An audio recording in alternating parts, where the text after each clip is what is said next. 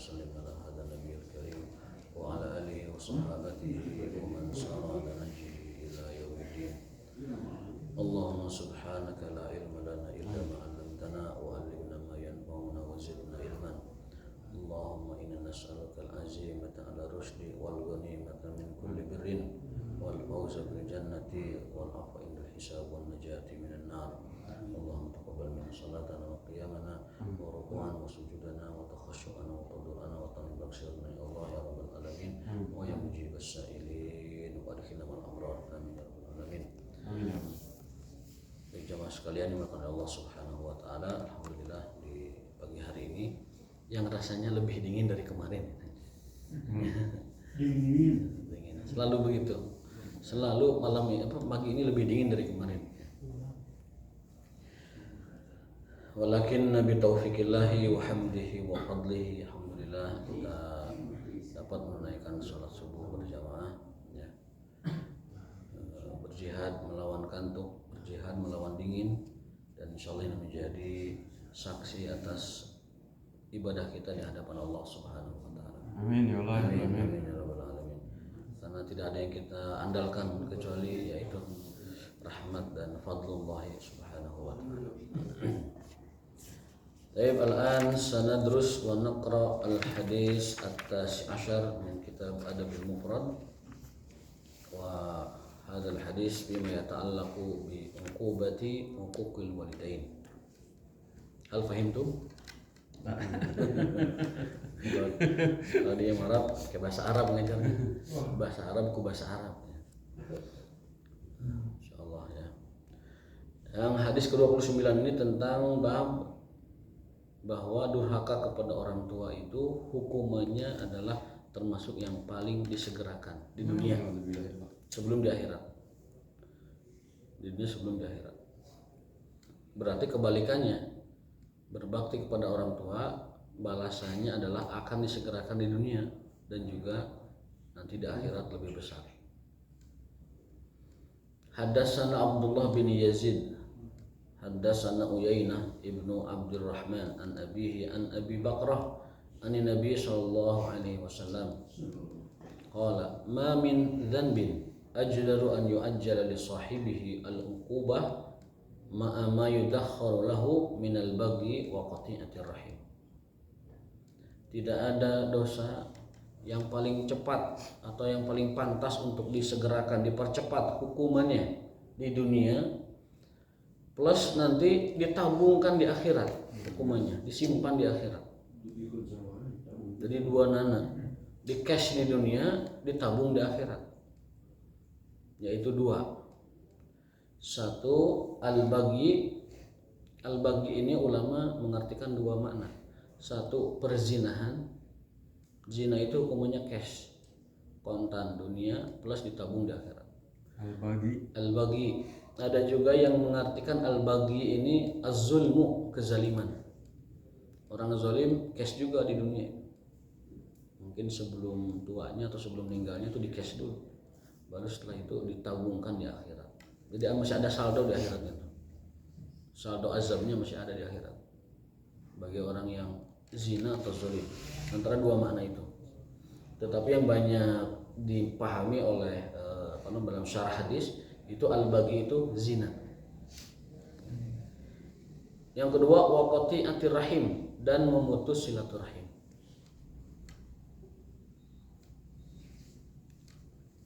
Silaturahim itu adalah mengerahkan segala daya upaya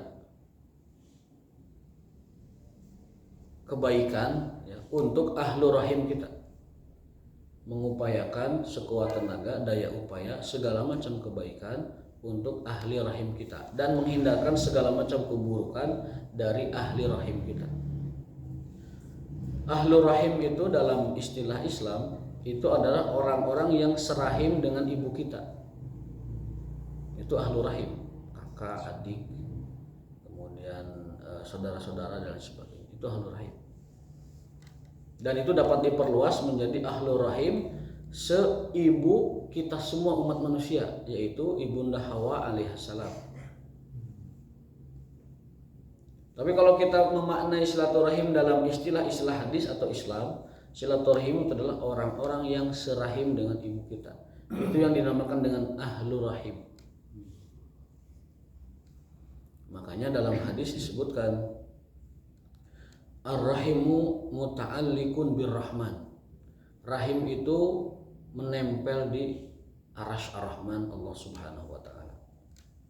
Man wasolani, dia mengatakan, rahim itu berkata, man wasolani wasolahullah. Barang siapa yang menyambungkanku, maka Allah akan menyambungkannya.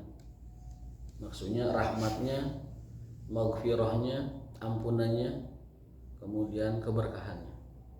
Jadi dalam makna luas seluruh manusia kan ya? Ya, karena kan semua manusia berasal dari satu rahim. Khusus muslim aja? Seluruhnya.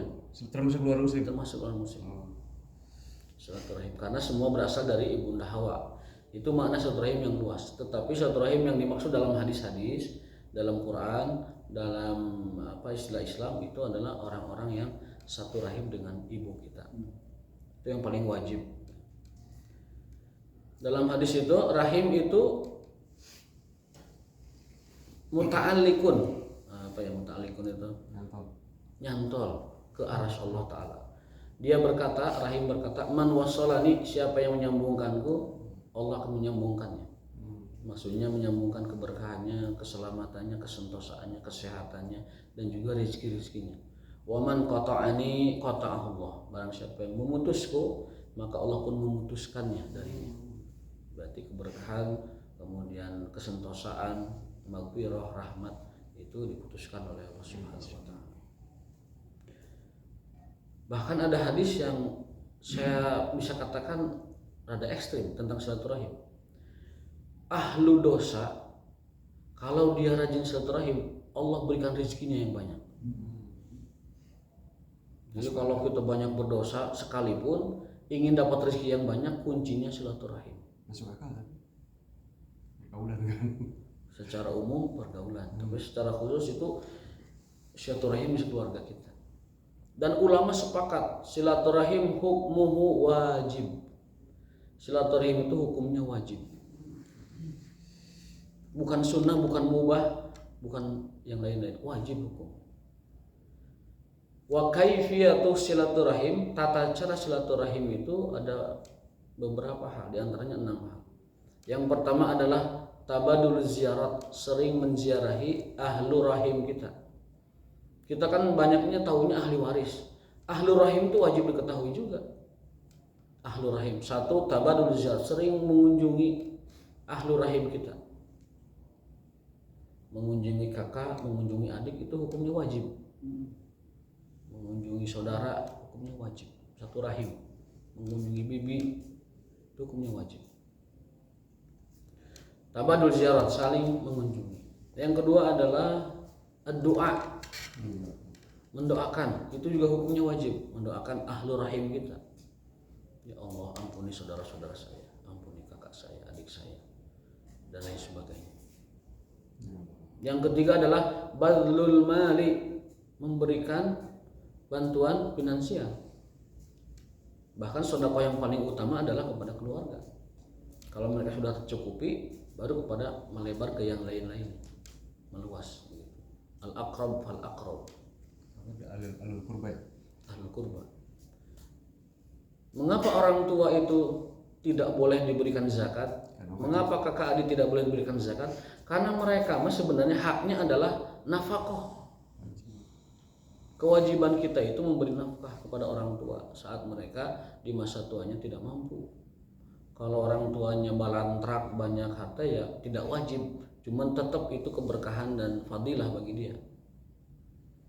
Tapi kalau orang tuanya tidak mampu, tidak bekerja, tidak mampu, maka anak itu hukumnya wajib menafkahi mereka. Itulah mengapa zakat tidak boleh diberikan kepada orang tua, karena mereka mah wajibnya nafkah, jaminan gitu. Jaminan hidup mereka.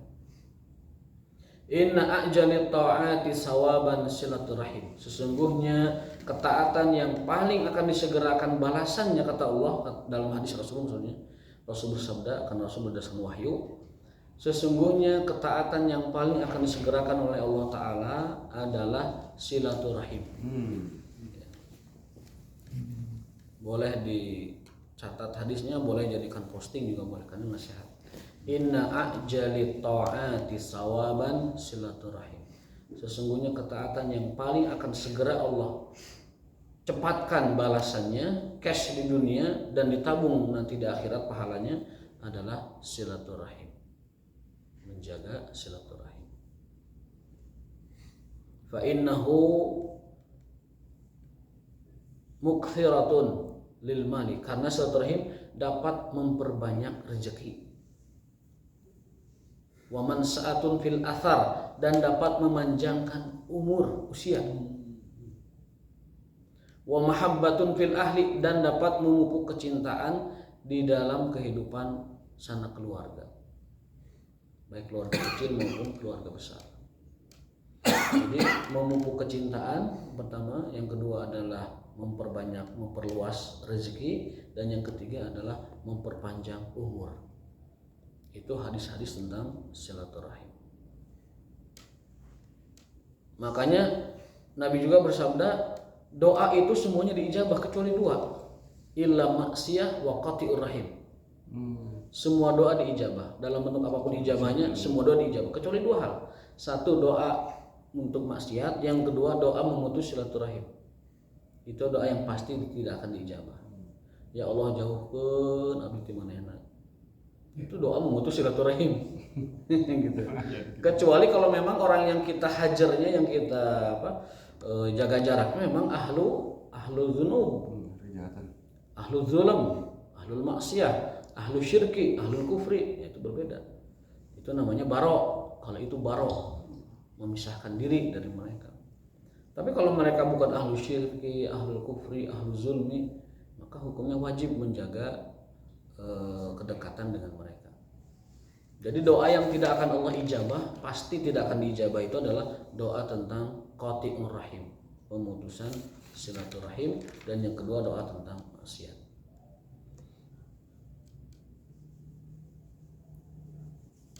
Itu kuncinya ya. Sampai-sampai tadi saya sebutkan ekstrimnya itu orang kalau mau rezekinya banyak, meskipun dia ahli dosa, itu dengan kuncinya silaturahim. Ruwet hari ini nggak punya rezeki, ruwet hari ini nggak punya apa, telepon aja saudara. Assalamualaikum, damang, sehat, silaturahim. Nanti juga bisa dimasukkan badai nambut harta. Itu kan bisa. Itu badai ngadepean motor tuh mana saya tanam. Oh gampang kayak dikirim. Contoh kecil saja itu. Ujung-ujungnya gitu kan. Bisa jadi caranya mah tidak menyampaikan hajat kita, tapi kadang-kadang kalau kita niat tulus silaturahim, kakak juga akan menawarkan bantuan. Mana butuh naon? Dipahami gitu. Jika ya pangabutuh cara ya. Gitu. Kakak tuh akan memahami.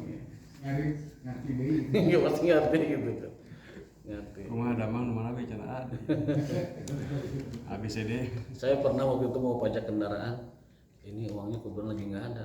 Telepon adik saya yang dosen PNS di Jawa itu, panggilannya gini, tiba-tiba ya periogi naon iya yang pajak kayak transfer gitu contoh gitu, contoh kecil gitu, pas ini buat pajak, itu contoh kecil. Memutus silaturahim juga, orang kalau orang datang misalkan memutus silaturahim dengan istri saja, kita pasya dengan istri, itu sudah pasti rezeki itu seret. Contoh kecilnya orang harus bawa bolu kayak pada ke rumah kita, kurpasnya tuh jadi bolu dibawa balik deui. Mbak are ngirim bolu, ngirim lele, ngirim segala macam, seupanan teu cios, Pak. Mendengar kita sedang pasya jeung istri teh. Yang tadi mah kan understand-nya, Ustaz begitu ngomong langsung paham. Tapi ada sebaliknya sedikit mah teh boga hutang ka urang. Urang bisa jelaskeun teh, naonnya. Al-muhim walhasil silaturahim itu memperlancar rezeki. Bahkan kalau kata para ulama itu mutlak itu teh. Maksudnya tanpa kita dalam silaturahim itu membahas rezeki, itu Allah akan meluaskan rezeki kita. Mungkin dari jalan lain. Tiba-tiba kita setelah nelpon ibu, proyeknya lancar. Kan ibu kan ahlu rahim yang paling utama. Ayah ahlu rahim yang kedua, lalu saudara kakak. Kita termasuk mertua karena kan dari istri semenda. Kalau kita ada yang seret rezeki itu, mungkin ada yang belum setor atau proyek nggak lancar-lancar, nggak gol, itu telepon yang ahlur rahim kita, entah itu ibu atau bapak ataupun saudara. Itu kata para ulama, rezeki dari silaturahim itu mutlak, tidak mesti kita sampaikan hajat kita, dan tidak perlu kita sampaikan hajat kita. Tapi agar mudah dipahami itu mah demikian gitu, bahwa kalau kita rajin silaturahim kepada saudara-saudara itu mereka akan paham. Namun yang dipahami oleh para ulama dari hadis itu sifatnya mutlak. Orang yang lancar silaturahimnya, rezekinya juga nggak golontor. Dikit-dikit telepon ibu, bu ini saya ada hajat, mohon doakan. Itu anjur ya, nggak golontor itu. Kita ngambil inspirasi dari siapa yang punya Trans itu, anak singkong siapa itu? Khairul Tanjung. Ketika ditanya resep suksesnya, dia mengatakan bahwa saat orang itu menjadikan ibu segala-galanya, maka Allah pun akan memberikan kita segala-galanya. Rizal Bakri juga sama ditanya, apa resepnya? Jawabnya adalah, jadikan ibumu raja, maka Allah pun menjadikan rezekimu seperti raja. Setidaknya kalaupun bukan dalam finansial, dalam bidang lain, kesehatan kita yang paripurna, kemudian kehidupan kita yang bahagia dan sebagainya. Orang rata-rata kalau masalah dengan orang tuanya, apalagi ibunya, itu hidupnya itu kalau bahasa Betawi medad di hidupnya itu. Orang kalau masalah dengan ibu bapaknya dan juga mungkin saudaranya, itu hidupnya medad, nggak berkah, nggak jelas lah, bukan nggak jelas, nggak ada arti hidupnya. Itu saya kira yang disampaikan oleh Nabi SAW tentang silaturahim itu adalah pasti benarnya. Dalam hadis ini tidak ada dosa yang pantas disegerakan, bahkan dalam hadis lain yang akan disegerakan, yang pasti disegerakan itu hukumannya di dunia dan ditabung di akhirat, kecuali dua. Satu zina, yang kedua adalah memutus silaturahim. Dalam hadis lain redaksinya wa uquqil walidain, dan durhaka sama orang tua. Zina plus durhaka orang tua dosanya cash, plus juga ada saldo sisa nanti di akhirat. Nauzubillah min dzalik. Sisa. Nah, kebalikannya silaturahim. Silaturahim adalah pahala amal soleh yang akan cash di dunia segera, dan juga ditabung saldo sisanya di akhirat pahalanya. Nah, kemudian ke-30, kenapa tadi saya katakan al-baghi itu adalah zina? Karena hadis berikutnya menerangkan itu. Haddatsana al-Hasan, hadis 30 ya. Ibnu Bishrin qala haddatsana al-Hakamu Ibnu Abdul Malik an Qatadah anil Hasan an Imran bin Husain. Qala Rasulullah SAW, ma taquluna fi zina? Wahai Rasulullah, apa yang ini Rasul bertanya ke sahabat, maksudnya kan domirnya antum ya. Wahai sahabat-sahabatku, apa yang kalian pahami dari zina? Wa syurbil khamri was-sariqah. Qulna Allah wa rasuluhu a'lam. Allah dan Rasulnya yang tahu. Ini adab sahabat. Kalau ditanya sama Rasul nggak jawab. Jawabnya Allah wa rasuluhu a'lam. Ketika Jibril datang mengajarkan Rasul rukun iman, rukun Islam, rukun ihsan, Rasul kan bertanya, wahai sahabat, tahukah kalian siapa yang datang itu? Allah wa rasuluhu a'lam. Dan rata-rata ketika ditanya tentang itu, ditanya Rasul, itu jawabnya Allah wa rasuluhu a'lam. Karena Rasulnya sudah tidak ada sekarang, maka kita mengatakannya Allahu a'lam. Apapun tentang agama kita tidak yakin betul, tidak tahu, jawab Allahu a'lam. Tambah bimurodih apa tadi? Bimurodih kalau dalam penafsiran ayat. Bisawab dalam hal yang kita tidak tahu pasti kebenarannya.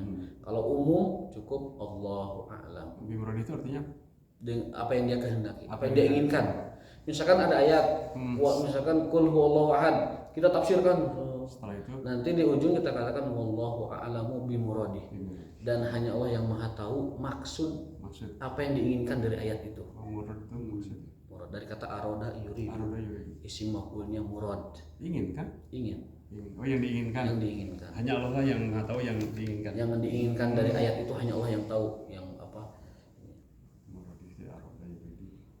Nah, kalau secara umum wallahu alam hanya Allah yang Maha tahu Makanya menjelaskan ataupun ditanya agama atau menafsirkan agama itu betul-betul harus tahu pasti sumbernya, dalilnya apa, kemudian rujukannya apa. Di ujungnya dikatakan wallahu a'lam bissawab, wallahu a'lam bimuradih, wallahu a'lamu wa rasuluhu a'lam. Itu kalau Rasul masih ada, tapi karena tidak ada cukup wallahu a'lam. Soal maksudnya. Kalau ditanya kemana damang, gitu ya. Wah, damang, alhamdulillah damang. Sebetulnya tidak dapat. Sebetulnya tidak damang. Sebelumnya Misalnya gak enak badan, riut gitu ya, kriut, Oh. sedang riut gitu ya, atau sakit apalah. telinga atau tenggorokan. Nah, jawabannya apa? Alhamdulillah tetap. Jawabannya, Ya. kalau sehat alhamdulillah bi khair, alhamdulillah sehat. Kalau lagi sakit, Kalau lagi sakit, saya sedang sakit. Terus terang saya sedang sakit, alhamdulillah ala kulli hal. Katanya kalau aib itu jangan diceritakan ataupun sesuatu yang bukan aib. Kalau kita menceritakan, kalau kita ditanya kumaha damang, ya jawab, saya sedang tidak sakit. Alhamdulillah. Tapi alhamdulillah ala kulli hal. Kemarin kita bahas, kalau kita dapat nikmat, alhamdulillah ala kulli halin wa nikmatin. Kalau dapat nikmat, kalau dapat sesuatu yang tidak enak, alhamdulillah ala kulli hal. Nikmatnya jangan dibaca. Kaifa anta marid? Alhamdulillah marid. Alhamdulillah ala kulli hal. Jadi alhamdulillah ala kulli hal. Yang tidak boleh itu kita sekonyong-konyong menceritakan penyakit kita. gitu. Di grup misalkan, menderita ini nah itu. Gak ditanya nyerita ini. Tapi kalau orang bertanya, dia punya hajat bertanya, barangkali ada obat yang dia miliki kan, sehat, Pak Haji sehat. Oh ntar dari dia, di rumah ada ini misalkan. Benar. Ada. Padahal lagi main seret. Lagi main cerai. Enggal damang. Yang nggak boleh itu sekonyong-konyong memberitakan tentang sakit. Jadi laki sapakila. Gitu. Apalagi setelah itu baca doa nanti salah gitu. Eta teh domir teh aya aturanna teh. Perempuan syafaqillah, laki-laki syafaqallah. Kalau orang ketiga yang sedegaib tidak ada syafahullah laki-laki. Para wanita syafahullah. Di grup Kalau banyakan syafaqumullah. Mereka banyakan syafahumullah. Artinya apa? Semoga Allah sembuhkan. Semoga Allah sembuhkan. Tapi kalau kita lihat hadis Nabi, ungkapannya yang ma'thur dari Nabi itu justru yang ini, la ba'sa tahurun insyaallah. La ba'sa tahurun insyaallah. Itu yang paling masuk dari Nabi SAW. Ketika mendengar orang sakit. Ketika mendengar orang sakit, la ba'sa tahurun insyaallah. Maksudnya adalah tasawiyos. Semoga menjadi penghapus dosa-dosa kita. La ba'sa tahurun insyaallah. Itu lebih baik. Ya. Dalam hadis Ibnu Khuzaimah, hadis sahihnya Sahih Ibnu Khuzaimah, sama beliau juga muhaddisun, perawi hadis. Ungkapannya begini, barang siapa yang melihat orang sakit lalu berdoa dengan doa ini, maka dia tidak akan tertimpa sakit yang sama dengan orang itu. Apa doanya? Alhamdulillahilladzi afani mimma btalaka bihi wa faddalani ala katsiri mimman khalaqa tafdila.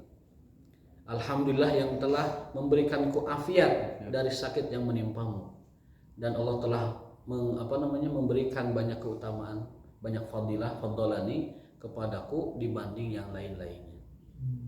Itu kata Nabi, barang siapa yang baca doa itu ketika dia mendengar atau melihat orang yang sakit, orang kena musibah, maka Allah tidak akan menimpakan musibah yang sama dengan orang tersebut. Alhamdulillahilladzi afani mimma btalaka bihi. Kalau orangnya orang gaib, mimma btalahu bihi. Kita pentingnya domir tadinya apa? Pentingnya domir tadi. Kata ganti. orang. Kita menengok orang sakit, baik itu sakit apapun lah, termasuk COVID juga. Ketika melihat balas seperti itu, alhamdulillahilladzi afani mimma btalaka bihi wa faddalani ala katsirin mimman khalaqa tafdila. Itu kata Nabi, kita tidak akan terkena wabah yang sama dengan itu. Ataupun sedang mencret, bacakan juga. Kita kan nggak mau mencret juga kan. Alhamdulillah alhamdulillahilladzi afani mimma ibtalaka bi wa fadlannya katsir. Kalau di kita doa itu tidak lumrah dibacanya sir aja dalam hati. Kan kalau diterjemahkan mah rada ini teteh. Diterjemahkan mah rada gimana gitu. Segala puji bagi Allah yang telah menyelamatkanku, memberikan afiat kepadaku dari apa yang menimpa dirimu. Kan kepada orang sakit mah rada enak. Kalau di Arab mungkin biasa, tapi kalau di kita tersinggung. Wah bener dia minta doa seperti itu, meh teu sarojang urang cenah gitu kan. Padahal memang faktanya begitu. Wa faddalani ala katsiri mimman khalaqa tafdila. Orang kalau sudah paham hadis itu dia tidak akan tersinggung karena memang itu doanya. Nah, itu memang doanya. Tapi kalau tidak paham ya itu. Ada hadis sebaliknya dari itu, katanya kalau seseorang mencela ataupun mengejek orang sakit, orang lain gitu, mencela, maka sebelum matinya dia akan mengalami seperti apa yang dicelanya, seperti begini barangkali kamu membodoh gitu, berbu gitu, maka dia juga akan berbuat bodoh atau berbu sebelum matinya. Ada hadis begitu tuh. Alam saya belum meneliti hadisnya ya, belum lihat hadisnya. Tapi kalau dilihat dari konteks umum, ya namanya perkataan mencemooh itu kan kezaliman juga kan. Membuka aib, rasanya membuka aib orang lain. Mirip saya selintas saya dengar barang siapa membuka aib orang lain di hadapan umum kayak gitu. Maka Allah akan membuka aibnya. Maka akan Allah bukan aib dia sebelum dia. Dengan cara Allah Subhanahu wa taala. Ada tuh, lihat mana kedalamannya Fred ya. Apa? Aib itu. Aib. Maka sebelum apa? Maka Allah akan buka aib dia sebelum dia mati. Aib dia. Ya kalau itu pernah dengar, barang siapa yang membuka aib seorang muslim, aib saudaranya, maka Allah pun akan membukanya dengan caranya sendiri, dengan cara Allah Subhanahu wa taala. Tapi kalau tadi yang mengumpat, mencemooh orang lain kemudian nanti sebelum matinya akan dia alami, Allah alam itu saya. Dan ada tulisannya barang siapa menutup aib saudaranya muslim, Man satara akan tutup aib. Man satara muslima, man satara aiban satarahullah. Barang siapa yang menutup aib seorang muslim, maka Allah akan menutup aibnya di dunia maupun di akhirat. Itu hadisnya panjang. Man nafasa an muslimin kurbatan nafasallahu an kurbi yaumil qiyamah. Barang siapa yang melepas kesulitan seorang muslim, maka Allah akan melepas kesulitannya di dunia pun di akhirat. Barang siapa yang memberi kehidupan, man nafasa mukmin kehidupan, maka Allah akan memberikan kehidupan baginya. Baik sambungannya saja. Panjang hadisnya panjang. Demikian juga mungkin zolim ya. Menzolim seorang itu. Ya, zalim. Zalim itu termasuk dosa yang disegerakan. Mungkin dalam konteks itu. Ya. Dalam konteks orang melakukan kezaliman itu nanti Allah akan balaskan karena Allah harus mengambil hak dari si yang terzalimi untuk si penzalim. Allah pasti mengambil haknya. Saat kita menzalimi orang lain, itu bukan hak dia saja yang dirampas, hak Allah juga dirampas. Maka Allah akan membalaskan dendamnya itu. Ada ayat dalam Al-Quran tapi kita tidak bisa menerjemahkannya dengan sifatnya. Innallaha syadidun dzuntiqam. Allah itu maha dahsyat balas dendamnya. Tapi tidak boleh diartikan Allah maha membalas dendam karena bukan sifatnya. Gitu. Makanya al-intiqam tidak dimasukkan ke Asmaul Husna. Karena apa? Karena tidak tanda petik ya, tidak disampaikan oleh Rasul atau Allah Ta'ala itu bagian dari sifatnya. Adapun ayat menjelaskan bahwa Allah di antara af'aluhu, di antara perbuatannya adalah membalaskan kezaliman orang lain atas orang lain, itu benar adanya. Innallaha syadidun dzuntiqam. Allah maha dahsyat, maha keras pembalasan dendamnya. Karena Allah telah mewajibkan atas dirinya mengharamkan kezaliman. Inni haramtu zulma ala nafsi, kata Allah. Aku haramkan untuk diriku kezaliman. Fala tazalamu, maka kalian janganlah saling menzalimi. Itu hadis arba'in ada. Dalam hadis arba'in Nawawiyah itu Allah berfirman dalam hadis qudsi. Hadis qudsi adalah hadis yang redaksinya dari Allah tapi periwayatannya oleh Rasulullah SAW. Rasul bersabda, Allah berfirman. Gitu redaksi hadis qudsi. Rasul bersabda, Allah berfirman. Titik 2, inni haramtu zulma ala nafsi. Sesungguhnya aku haramkan kezaliman atas diriku. Fala tazalamu, maka kalian jangan saling berbuat zalim. Karena itu yang akan Allah tuntut, Allah balaskan dari orang lain atas kita. Nauzubillah min dzalik. Zulmul lisan, kezaliman lisan. Zulmu qalbi, kezaliman prasangka dan hati sangkaan. Zulmul amal, kezaliman perbuatan. Itu yang harus kita hati-hati. Mungkin zulmul amal jarang, zulmul arkan jarang kita mukul orang kan enggak, ngambil harta orang kan enggak. Tapi kan zulmul lisan mungkin. Zulmul lisan. Kalau orang tersinggung karena kita menyampaikan hidayah, menyampaikan ilmu tidak mengapa. Karena ngaji mah ada kudu nyinggung kalau ngaji. Kalau ngaji tidak nyinggung sama sekali, tidak menegur sama sekali, ya teman dongeng itu mah. Diragukan dalam hadis itu. Tapi kalau ngaji itu harus nyinggung, harus ngepret, harus merubah, itu namanya ngaji. Kata guru saya itu ngaji mah kudu nyinggung jangan. Muntah nyinggung mulai ngaji itu. Bermanis-manis muka. Nah itu perlu. Wala naqulu illa bima yurdi rabbana. Kita tidak akan mengatakan kecuali apa yang mendatangkan keridhaan Allah Subhanahu wa taala. Itu prinsip seorang dai. La naqulu illa bima yurdi rabbana. Kami tidak akan mengatakan apapun kecuali yang itu membuat Tuhan kami ridho. Laisa ridho sultan, wa laisa ridhon nas, wa laisa ridho al-akhirin. Bukan ridhonya sultan, bukan ridhonya orang-orang, bukan ridhonya siapa-siapa. Tapi ridho Allah Subhanahu wa taala. La naqulu illa bima yurdi rabbana. Itu prinsip dakwah dan itu. Sayang ketika ada itu, tapi ketika ada kiai diberi kesempatan misalkan ceramah di istana, bukannya menasehati yang penting-penting, ya mau ngebodor aja muji-muji terus. Oh ya Allah. Padahal barang langka gitu kan. Kiai dipanggil dalam rangka Maulid Nabi, Isra Mi'raj, istana semua pejabat ngumpul dari yang tertinggi sampai staf-stafnya. Kan kesempatan menasehati dengan cara baik-baik sebenarnya. Dia sih nanti aku bodor aja muji-muji kan. Insyaallah sayang banget. Jadi tidak mengena ya pada kesempatan.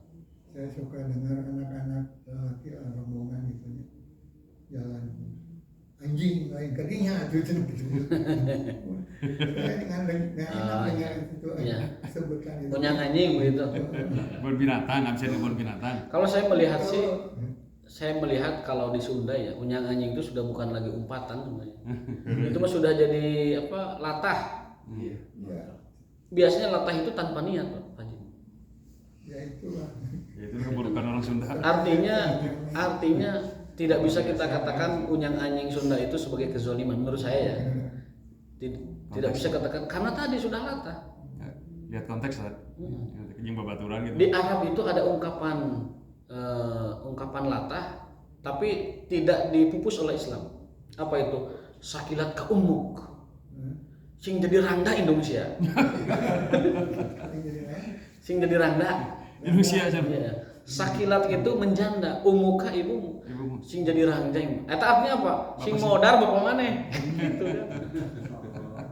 Di Arab itu ungkapan itu biasa. Sakilat ka ummuk.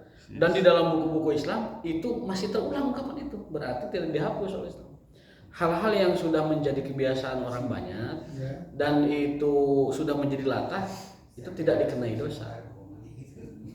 Ada lagi, bahkan Rasul pernah mengatakan begini, waihak, waihak itu ungkapan itu.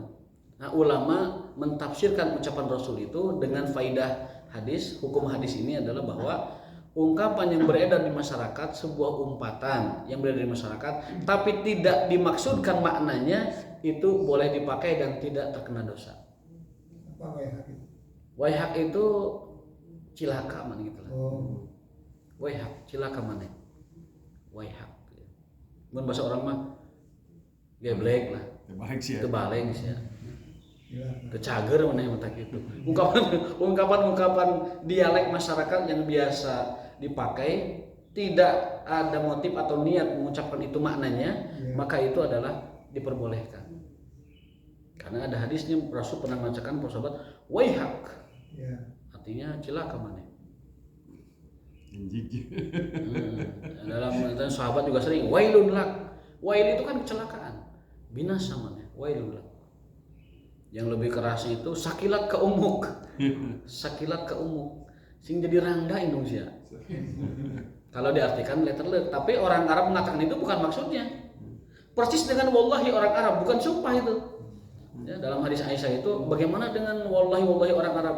Ya kata Nabi itu mah tidak termasuk yamin, tidak termasuk sumpah. Artinya kalau wallahi seperti itu untuk sebuah perbuatan, kemudian dia tidak mengerjakannya, tidak perlu kafarat sumpah 3 hari. Kebanyakan berguna kafarat. Karena kafaratnya banyak banget kalau itu. Saya sudah Wallahi. Misalkan wallahi anta kuwais. Demi Allah kamu baik, kamu cantik misalkan, atau tampan. Padahal itu tampan misalkan. Ataupun berjanji wallahi ana batika fulus, demi Allah saya akan berikan kamu uang. Tidak memberikan uang, maka itu bukan sumpah yang harus ditebus dengan 3 hari puasa kalau tidak memberi. Karena wallahinya wallahi latah gitu. Wallahi latah. Ada ayatnya itu la yu'akhidukumullahu billagwi fi aimanikum. La yu'akhidukumullahu billagwi fi aimanikum. Allah tidak akan meminta pertanggungjawaban dengan sumpah-sumpah yang lagwi, sumpah-sumpah yang lagun, yang lalai, sumpah tanpa niat. Orang Arab itu sehari mungkin ada 1000 wallahinya. Wallahi tak kuis. Wallahi semuanya wallahi. Di kita juga ada. Di kita juga ada demi Allah. Demi Allah lagi. Gitu. Di kita tuh biasa.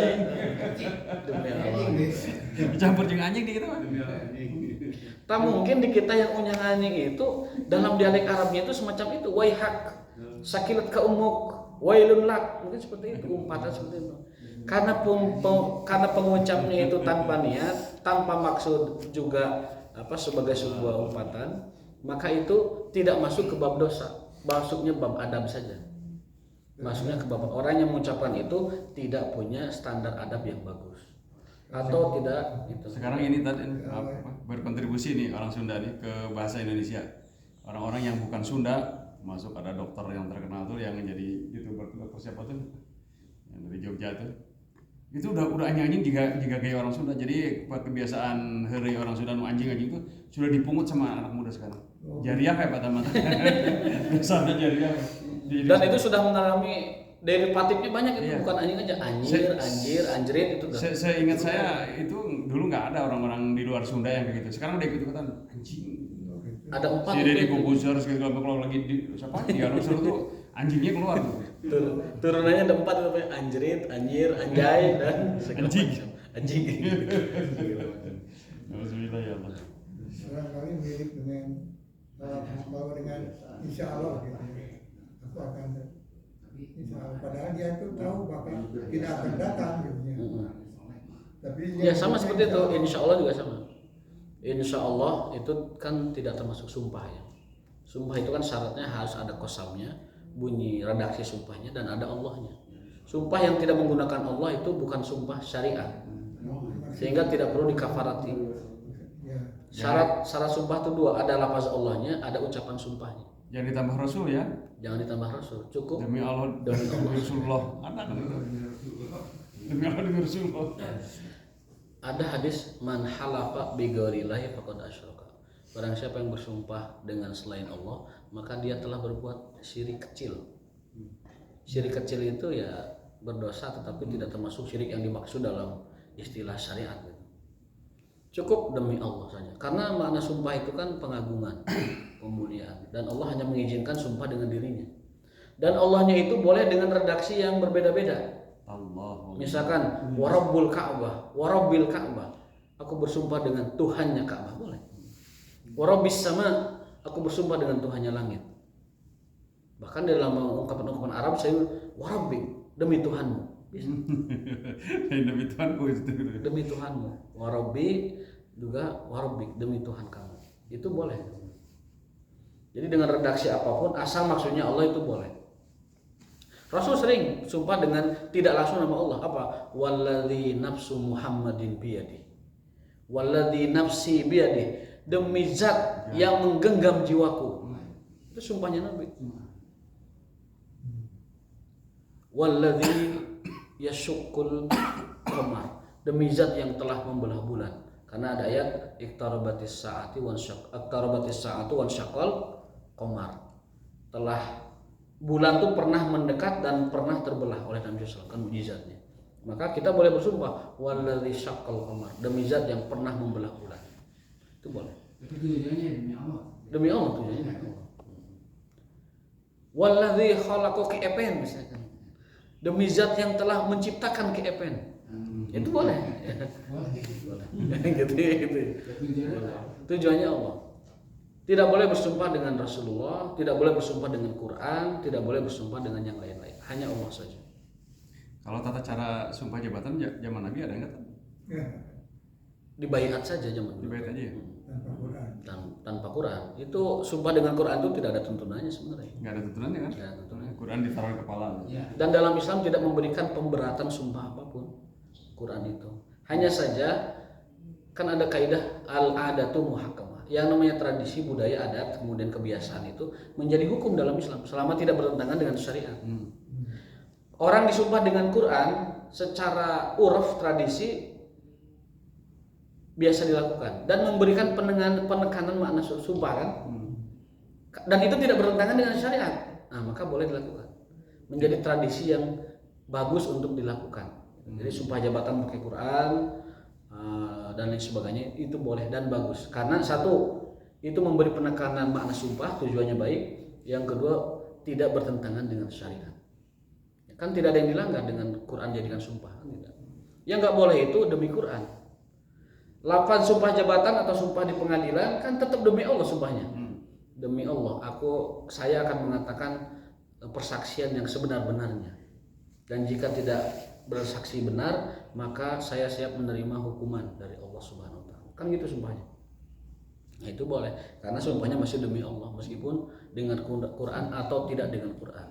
Jadi itu hanya ini aja ya, hanya kebiasaan aja. Hanya kebiasaan dan pemberatan tujuannya itu supaya lebih sieun ke Quran mah gitu. Kemarin saya lihat Anwar Ibrahim di Malaysia bersumpah di depan yang di Pertuang Agung. Dia mengucapkan 3 kata, demi Allah, Allah, Allah, tapi emang tidak pakai Quran dia, tidak dikasih. Tidak pakai Quran. Iya. Jadi dia menghadap ke raja, di sini ada hadirin banyak begitu. Dengan 3 sumpah ya. Yang 3 semua, Allah, Allah, apa tadi?